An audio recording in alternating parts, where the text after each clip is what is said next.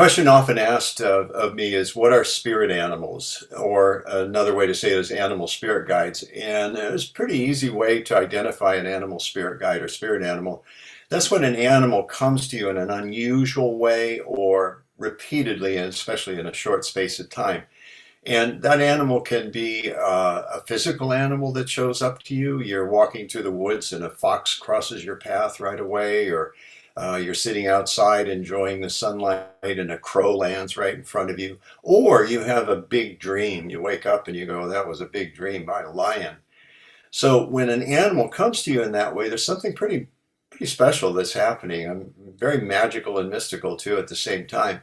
It's like spirit's way of reaching you through a particular element of the natural world. And again, whether it's the physical or the symbolic animal, that animal has been brought to you to give you a message.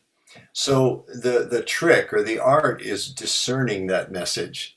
Again, unusual and or repeatedly. That's what we're looking for. Now, the discernment of the message may require a little bit of an analysis. You might look at the features of the animal. You can search and find what are the characteristics of the animal, and you may find that there's a metaphor there that can be interpreted as a message. For instance, a fox crossing the path, for instance. And you go, wow, that was pretty, oh, that's what Dr. Farmer talked about. I wonder what that's about. So you start thinking of the characteristics of the fox. Well, they're kind of in the background. You know, you don't see them too frequently. They're really good at and not really hiding themselves, but disguising themselves. So that perhaps could be interpreted as meaning that it's time for you to retreat, not to really be out there. That's a for instance.